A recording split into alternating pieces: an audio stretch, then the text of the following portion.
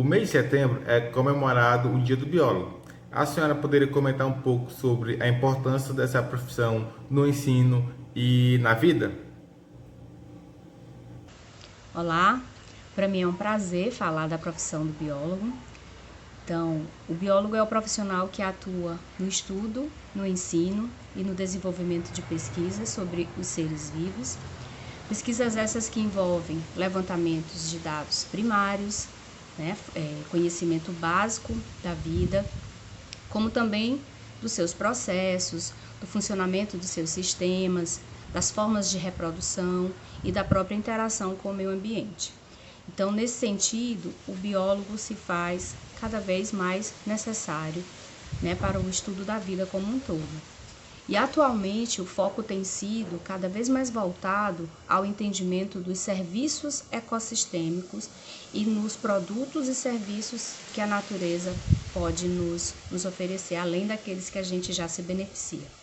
Então, o biólogo ele vem apurar e evidenciar o quanto essas funções cumpridas pela natureza interferem direto ou indiretamente em nossas vidas de forma positiva, de forma benéfica, por meio de serviços de suporte, serviços de regulação, serviços de provisão, serviços culturais, como bem-estar, físico, visual, mental, que a natureza nos oferece. Com relação à variação do nome, do termo nomenclatural da profissão, biólogo, biologia, ciências biológicas, ciências com modalidade em biologia, e suas academias variam, os cursos de graduação variam muito, mas atualmente existe só um termo, não há diferença entre eles, na verdade, e o nome do curso regulamentado pelo Ministério da Educação, pelo MEC, é um só, Ciências Biológicas. Então, existem diversos testes vocacionais que direcionam, você escolher a profissão, relaciona o perfil do interessado às habilidades requisitadas pelo curso, pela atuação em ciências biológicas. No entanto, o despertar pela natureza, a vontade de investigar os seres vivos, ela geralmente se aflora muito cedo, aflora muito cedo. O desejo de entender a vida se expressa muito cedo na vida da criança, do jovem, enfim. Então, esse amor pela natureza e o entendimento de todo o complexo sistema existente ali aflora muito cedo, Então, muito mais além de conhecer, a vocação para entender e ensinar o amor, o assunto é uma questão de amor, Ao meu ver, é uma escolha excepcional atuar nessa área.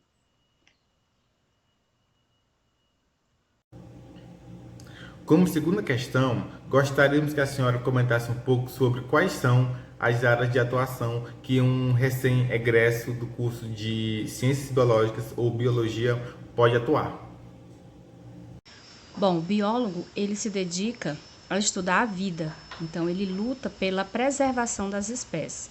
E dessa forma ele pode atuar de diferentes formas, seja como botânico, seja como zoólogo, ambientalista, enfim, dentre outras tantas especializações biológicas.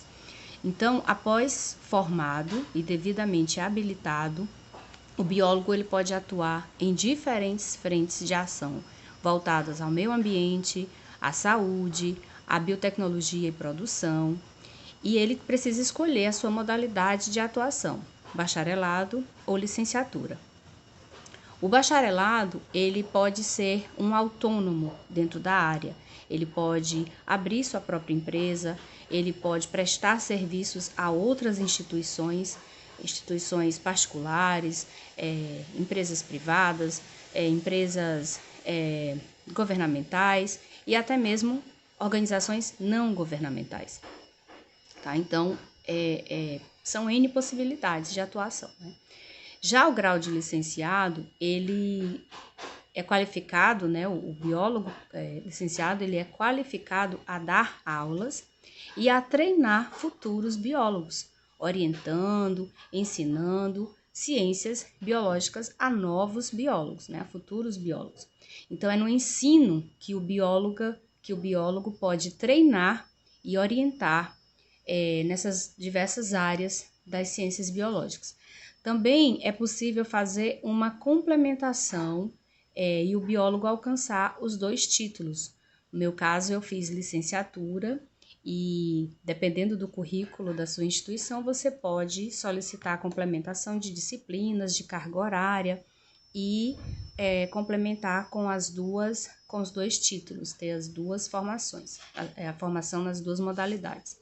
Então, minha sugestão é que antes mesmo de se formar, ainda na graduação, ou até mesmo antes de entrar na universidade, o estudante acesse o site do Conselho Federal de Biologia ou do regional, são 8 regionais, a nossa aqui do Nordeste, 6 estados do Nordeste, é a 5ª região do Conselho Regional de Biologia, e lá ele pode acessar as inúmeras possibilidades de atuação, seja como biólogo, seja como treinador, seja como educador, né, em biologia.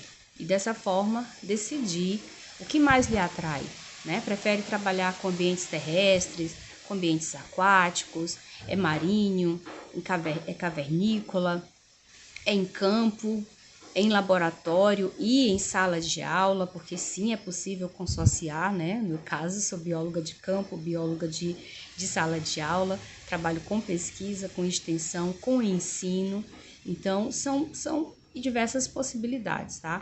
Então, só para pontuar alguns, né, exemplos, o biólogo ele pode estar mais direcionado a questões de bioética, de bioinformática, de análises de diferentes formas, análises bioquímicas, análises genéticas, citológicas, enfim, são diversas aplicações só nesse quesito de análises de funcionalidades, de gestão, de curadoria, saneamento. Na área da saúde também existe um leque de possibilidades, saúde pública, enfim, são N possibilidades de atuação do biólogo. Estamos no mês mais quente do ano, que é o mês de setembro, e junto a isso ocorrem várias queimadas, tanto intencionais quanto acidentais. Além disso, o mês de setembro também é comemorado o Dia do Cerrado, que é comemorado dia 21 de setembro. Gostaria que a senhora comentasse um pouco sobre quais são as consequências que esse intenso cenário de queimadas proporciona para a flora e para a fauna do Cerrado.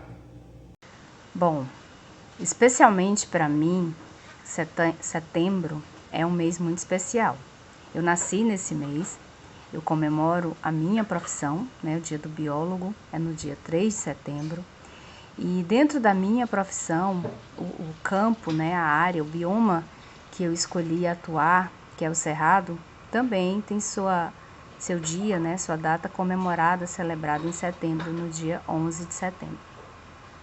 Então, eu trabalho com e no Cerrado nas escalas ao nível estadual, regional, no sentido de meio norte e setentrional, né, norte-nordeste, cerrados do norte-nordeste brasileiro, desde 1998, ainda na graduação, né, o Cerrado me conquistou.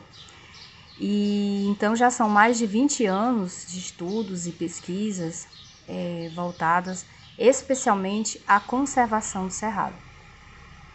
E de forma muito especial eu agradeço o convite do PET, Intervenção Socioambiental Uruçuiuna, para falarmos sobre o Cerrado.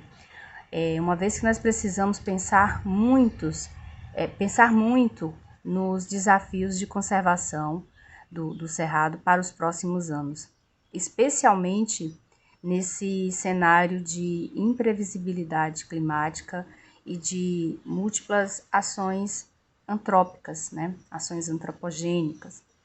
Então, nos últimos 50, 70 anos, nós humanos nos tornamos uma força de mudança global, de imenso poder e amplitude, né, das áreas naturais. E sendo o Cerrado o segundo maior domínio fitogeográfico da América do Sul, do Brasil e mantendo essa posição também ao nível de Nordeste e de Piauí, ele é igualmente fortemente afetado por essas ações humanas. Bom, historicamente, o Cerrado ele convive com queimadas pela sua própria estrutura botânica, pela própria constituição da vegetação, da fisiologia, né, das plantas, a parte morfológica das árvores, o componente, os dois componentes, né, tendo um componente herbáceo muito significante, né? Então, as espécies dos cerrados coevoluíram com essas queimadas naturais. E nesse sentido, existe o que os especialistas chamaram de fogo frio. Então, é aquele fogo de ignição natural, espontânea, esporádica, que passa rápido, né, sem atingir grandes proporções, tampouco sem atingir as estruturas vitais das plantas, da maioria das plantas. E de certa forma, até, entre aspas, assim, é benéfico, né, porque dá uma turbinada nas propriedades do solo, estimula a quebra de dormência de muitas sementes de espécies do cerrado, né? Então, novos compostos químicos são incorporados ao solo provenientes da ação do fogo, né, sobre essa matéria orgânica serrapilheira, né, essa sedimentação de folhas, material que se deposita. Então, é um material de muita inflamável, né? Mas proporciona a deposição de novos elementos químicos ao solo, gerados, enfim, favorece o brotamento de muitas espécies herbáceas. Então, tem todo uma questão de ciclagem com esse bioma e com essas queimadas.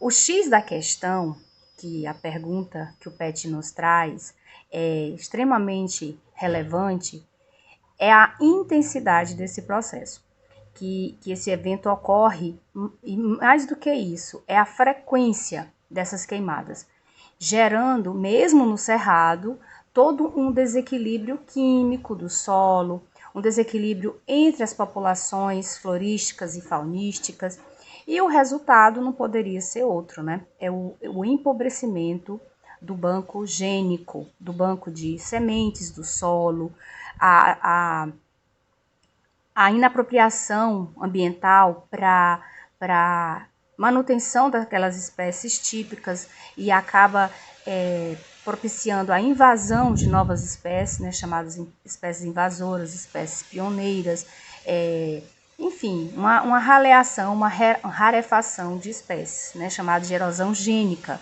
das espécies que são nativas, que são típicas desses ambientes. E com esse desequilíbrio, né, da flora, todo o ciclo sofre modificação, incluindo a fauna, incluindo a eficiência dos processos ecossistêmicos, e aí vem uma outra grande consequência, né?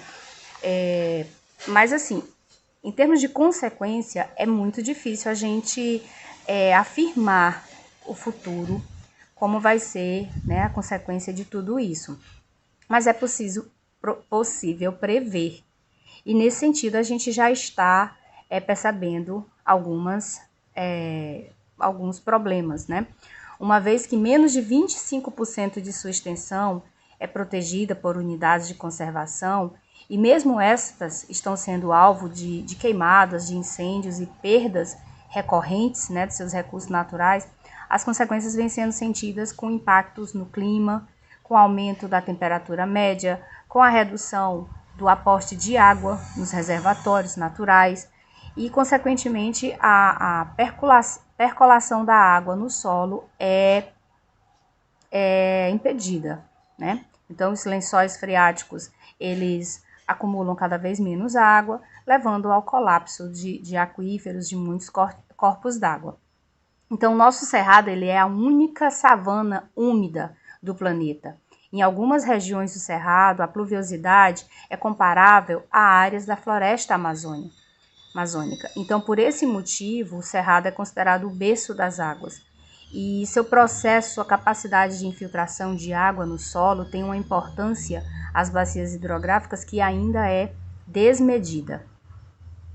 E o fogo, né, as queimadas afetam, atrapalham, de certa forma, esse processo, principalmente no sentido dos serviços ecossistêmicos do Cerrado. 2 dias após o Dia da Árvore, no dia 23 de setembro, a Secretaria do Meio Ambiente do Piauí decretou, né, publicou um decreto proibindo, impedindo a ação de queimadas, né, controladas. Então, medidas como essa precisam ser adotadas para evitar um colapso, um problema maior futuro.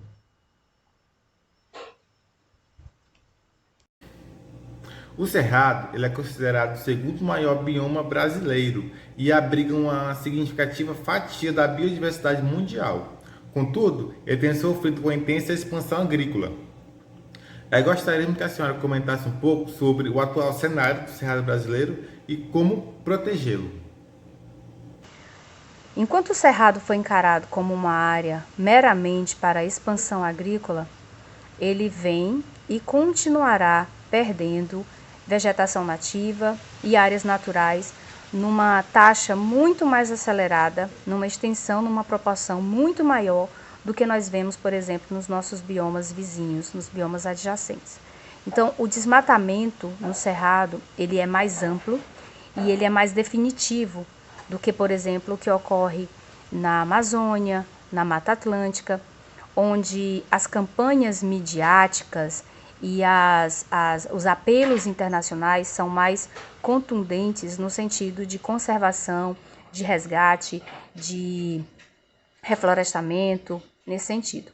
Então, por essa rápida conversão da paisagem do Cerrado associada à sua alta biodiversidade, porque nós temos, fazendo um levantamento geral da biodiversidade, nós temos uma média entre os trabalhos científicos, algo em torno de 30% da biodiversidade nacional, ela depende ou existe no Cerrado. Então, por esses motivos de forte pressão antrópica no Cerrado, ele é considerado um hotspot mundial de biodiversidade. Está entre os 25 hotspots mundiais de interesse para a conservação. E também é um dos 35, é considerado uma das 35 áreas prioritárias globais de conservação dessa biodiversidade.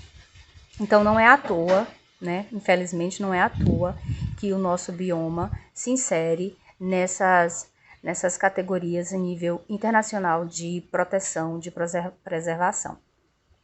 Então nós temos o quê? Nós temos uma grande área de alta diversidade, de alta biodiversidade, que vem sendo ameaçada por uma rápida perda dessa biodiversidade. Então, algo que é numa grande quantidade de riqueza, mas que também vem sendo perdida também de forma muito rápida, muito acelerada. Então, o Cerrado precisa ser alvo de conservação, seja para fins de interesse produtivo, né, seja para outros interesses, mas ele precisa ser conservado. E essa iniciativa de políticas protecionistas e precisa ser encarada pelo Brasil, uma vez que a extensão do Cerrado é quase exclusiva do território brasileiro, quer dizer, nós temos pequenas porções, né, pequenas representações de Cerrado no Paraguai, na Bolívia. Nos últimos anos, acho que 98, tem trabalhos voltados a uma área relictual de Cerrado na Argentina, né, bem em fronteira com o Brasil, mas enfim, a maior área, a maior extensão do Cerrado está no Brasil, no território brasileiro. Então, o que isso significa? Significa que nós somos os guardiões desse patrimônio biológico. Nós, a sociedade brasileira como um todo, ela é responsável pela preservação, pela conservação do Cerrado, por todas as razões que nós já dissemos, além da sua biodiversidade, mas todos os produtos, todos os serviços que o Cerrado fornece. Então, iniciativas de divulgação científica, iniciativas de educação ambiental, de conversa como essa que o PET Intervenção Socioambiental Juruciúna promove, auxilia nesses esclarecimentos, nesse intuito de falarmos e educarmos e tentarmos preservar o cerrado. Então, mais claramente, a conservação ela tem que partir da gente, ela tem que partir do nosso próprio quintal.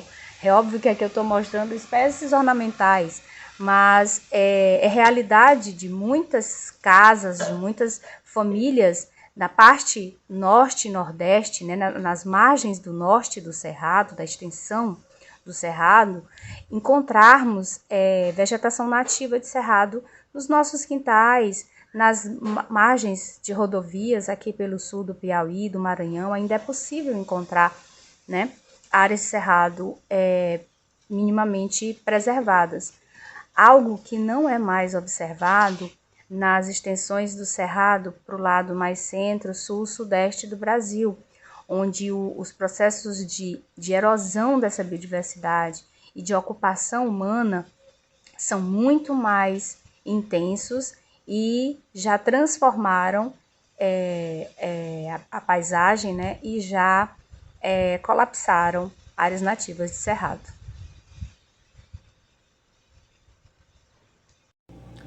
Ainda em setembro é comemorado o Dia da Árvore, dia 21 de setembro. Gostaríamos que a senhora comentasse um pouco sobre a importância das árvores para o meio ambiente e para os seres humanos. O Dia da Árvore é comemorado no dia 21 de setembro. E não é por acaso que essa data coincide com a chegada da primavera aqui no Hemisfério Sul.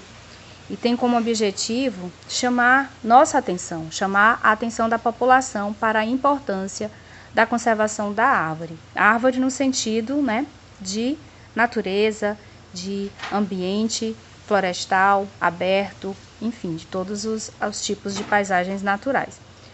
E qual seria a importância da árvore?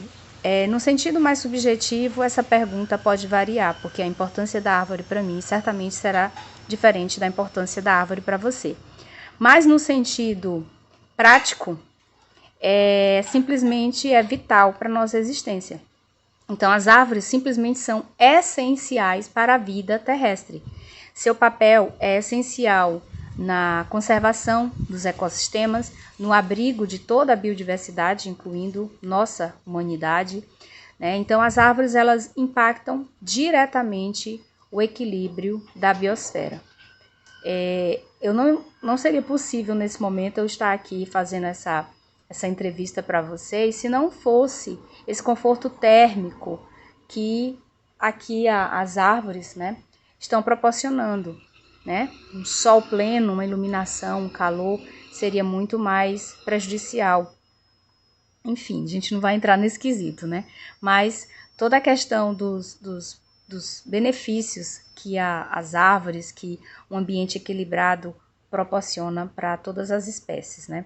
Então, por tudo que eu já falei nessa entrevista a vocês, por tudo que nós já comentamos sobre a importância da função do biólogo, da profissão do biólogo, a importância do cerrado, a importância das árvores. Então, eu só complementaria tudo isso com um resgate, com uma pergunta de resgate ao que a gente aprende lá no ensino fundamental, no ensino médio, sobre a importância das plantas. Então, seu papel fundamental das plantas na produção do oxigênio, que é essencial à nossa existência, na produção de fontes de nutrição, né, de alimentos, de frutos, de recursos medicinais, enfim. No conforto térmico e visual, né, como eu falei. Enfim, gente, em nossa saúde física e mental. Então, eu acho que nós, enquanto sociedade, a gente precisa mudar um pouco a pergunta. Vamos inverter um pouco aí a pergunta. A questão não é qual a importância das árvores para nós, para o ser humano, e sim qual a importância da vida do ser humano para as árvores. Meio filosófico, mas é mais no sentido de quem depende de quem. Nós dependemos mais das árvores, da natureza, ou a natureza depende de nós humanos. Então, é elencar uma questão de prioridade e de pensar de forma mais racional não, obviamente, esquecendo a produção de alimentos, a necessidade de recursos, né, para nossa sobrevivência, obviamente, mas tentar usar a tecnologia, a ciência ao nosso favor e principalmente a favor da natureza e da manutenção dos recursos naturais que temos. Então eu finalizo agradecendo e mandando uma mensagem. Vamos salvar nossas savanas, vamos salvar nossas árvores, vamos salvar nossos recursos ambientais enquanto ainda é possível.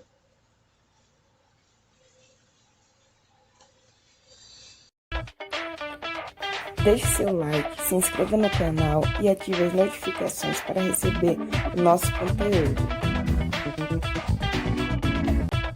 Também nos siga nas nossas redes sociais.